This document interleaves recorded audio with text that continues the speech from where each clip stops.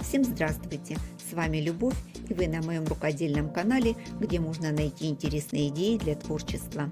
Сегодня буду шить лоскутное одеяло из полос. Шить из полос несложно, не нужно ничего совмещать, поэтому такой способ подойдет для тех, кто делает свои первые шаги в лоскутном шитье. В пошиве одеял я тоже новичок, поэтому выбираю самые простые варианты пошива. Чтобы изделия не выглядели скучно, к дизайну подхожу креативно. Свое первое одеяло я шила из шерстяных пиджаков и юбок. Судя по комментариям, мои зрители оценили эту идею. Ссылку на видео оставлю вверху. Кто не видел, можно посмотреть. Сегодня для пошива буду использовать ненужные мужские брюки. У меня их несколько. Некоторые я уже распорола, а с остальными еще предстоит поработать. Ткань с лицевой стороны потеряла свой привлекательный вид. С изнанки выглядит хорошо, поэтому, где возможно, буду менять их местами. Чтобы разбавить мрачноватые цвета, добавлю женские брюки. Они более ярких расцветок и сделают одеяло веселее. Более светлые ткани подобрала для декора. И это не значит, что я их буду обязательно использовать все. Это я решу по ходу работы. И изюминка моего проекта – это юбка моей внучки. Если получится разутюжить плессировку, я ее тоже буду использовать для декора. Шить из ненужных вещей всегда сложнее, потому что ты ограничен в количестве ткани и расцветки. В процессе носки ткани теряют структуру, становятся нестабильными, и долевая не всегда соответствует своему направлению. И нужно быть готовым к тому, что идеального результата вы не получите. Но есть и положительные моменты. Во-первых, это бесплатная ткань. И для тех, кто начинает шить, это прекрасная возможность потренироваться. Для изнаночной стороны одеяла я купила польскую вязь. Предварительно я ее постирала в горячей воде и проутюжила.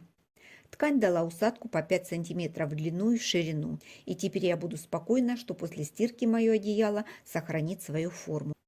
Наполнителем для одеяла будет синтепон, он у меня силиконизированный, плотность 100 грамм на метр. Размер одеяла планирую сшить 140 на 200 сантиметров. Основа одеяла – это полосы шириной 5 сантиметров. Они будут служить фоном, на котором я размещу квадраты разного размера. В моем случае это 35 сантиметров, 25 сантиметров и 15 сантиметров. Для начала размещу 3 больших квадрата и затем относительно них буду заполнять фон квадратами других размеров. Все квадраты в моем случае будут смещены относительно друг друга. Вариантов может быть много, можно сделать и попроще. С участками ткани, которые я не смогла разутюжить, я безжалостно расстаюсь. В проекте буду использовать полосы шириной 5 см. Добавлю на припуске 1,5 см и нарежу полосы шириной 6,5 см. Режу по долевой. Короткие кусочки не выбрасываю, они пригодятся для сборки блоков. Рассчитать нужное количество полос не могу, поэтому нарезать буду по мере надобности. Начну с квадратов. Собирать их буду тоже из полос. В центре будет квадрат со стороной 6,5 см. Пришиваю его к полосе. Отрезаю лишнюю ткань. Отгибаю и по длинной стороне пришиваю следующую полосу. Срезаю лишнюю ткань. Отгибаю и пришиваю следующую полосу. Срезаю лишнюю ткань, отгибаю и пришиваю последнюю полосу. Так сшиваю квадраты разных размеров, добавляя нужные цвета. Можно делать и прямоугольники, главное, чтобы каждая сторона была кратна 5 см, чтобы впоследствии можно было соединять с полосками в рядах. С изнаночной стороны все припуски заглажу от центра к краям. Когда буду стягать заготовку, строчку буду прокладывать по припускам. Квадраты подготовила разных размеров и расцветок. Из квадратов и полос буду собирать ряды. Беру квадрат со стороной 25 см и подбираю к нему 5 полос. Полосы сшила все вместе и теперь соединю их с квадратом. Проложила строчку, припуски заутюжила в одну сторону. Добавлю 2 полоски с боковой стороны. Полоски пришила. Собрала заготовку из полос и соединю ее с предыдущей. При стачивании совмещаю и боковые срезы, чтобы не было перекосов. Цвет полос идет как продолжение и будет одинаков по всей длине ряда. В местах соединения полос совмещаю швы. Дальше по рисунку у меня идет квадрат со стороной 35 см. Соединю его с заготовкой.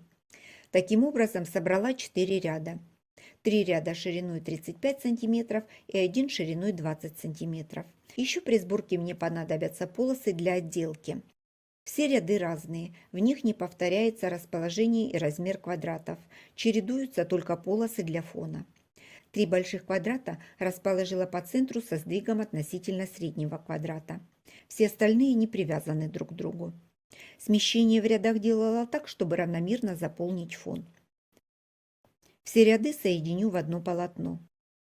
Ширина бязи у меня 155 см, ее оставила всю. И по длине сделала прибавку 10 см. Получился отрез 155 на 210 см. Синтепон сделала длиннее с каждой стороны на 2 см. Хочу одеяло потеплее, поэтому возьму 2 слоя синтепона. Чтобы удобно было работать, все слои соединю наметкой. После того, как проложила первый ряд, загибаю заготовку, выравниваю края и прокладываю следующий ряд наметки. Так получатся ровные ряды. Стола большого у меня нет, поэтому сшиваю на полу. Я всегда сметываю синтепон с тканью. Времени это много не занимает, а собирать и стягать топ одеяла намного проще. После того, как ряд закончила, опять передвигаю край заготовки и прокладываю наметку. В завершении прокладываю наметку по всем краям заготовки. По длинной стороне прикладываю первый ряд, отступив от края 8 см. Сверху кладу отделочную полосу лицом вниз и прокладываю строчку. Полосу отгибаю и в рядах каждую полоску закреплю строчкой с подложкой. Срезы на шерстяной ткани сильно осыпаются, и я хочу дополнительно их закрепить, чтобы одеяло служило дольше. Простегала все полоски. Соединяла полоски строчкой с длиной стежка 2 мм. Сейчас отделочную строчку прокладываю с длиной стежка 4 мм. Сначала простегала все полосы, затем квадраты по контуру каждого цвета, чтобы придать им объем. Для обратной стороны взяла нитки в тон терракотовых листьев. Такой цвет присутствует и на лицевой стороне, и таким образом решила привязать изнанку к лицевой стороне. Рисунок стежки дублируется с изнаночной стороны, поэтому никаких лишних строчек. Все ряды собирала с запасом по длине, чтобы при необходимости можно было сдвинуть относительно предыдущего ряда. Последнюю полосу в ряду я не пришивала. Кладу сверху следующий ряд и соединяю строчкой. Отгибаю и простегаю все полоски и квадраты. Так соединю все 4 ряда. Отделочная строчка, проложенная по припуску, не только закрепит срезы, она еще и смотрится лучше, чем строчка, проложенная в шов. Синтепон у меня объемный. При стежке заготовка уменьшается в размере. У меня ушло 5 сантиметров, и я перед последним рядом вставила дополнительную полосу. Если нужно одеяло определенного размера, это нужно учесть. Сборку одеяла закончила. Стегала на обычной швейной машине. Половину с одной стороны, потом развернула изделие и работала со второй стороной. Полосы стегать легко, а вот с квадратами пришлось повозиться. Крутить одеяло под машинкой не так легко. По краям срежу лишнюю подложку. Оставлю синтепон шириной около 1 см. Хочу, чтобы окантовка одеяла была тоже объемная. Для окантовки одеяла полосы нарежу тоже из брюк. Ширина 5,5 см.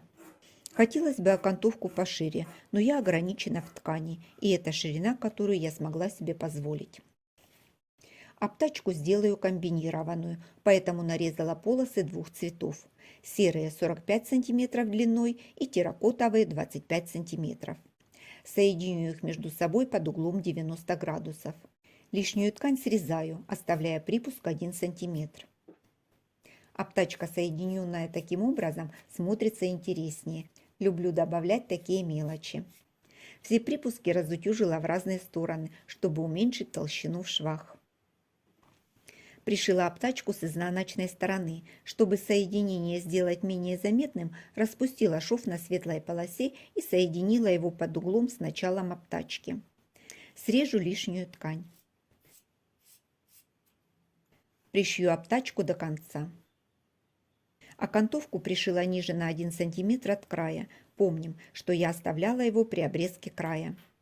В углах полоску заложила под 90 градусов, выверну ее на лицо и сформирую уголок. Обтачку закрепила обычной прямой строчкой у самого края.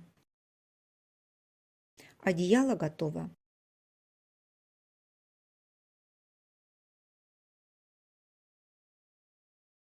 Получилось объемное, мягкое и, надеюсь, теплое одеяло. Скоро будем перебираться в летнюю резиденцию, вот туда я его и заберу. По ночам будет спасать нас от холода.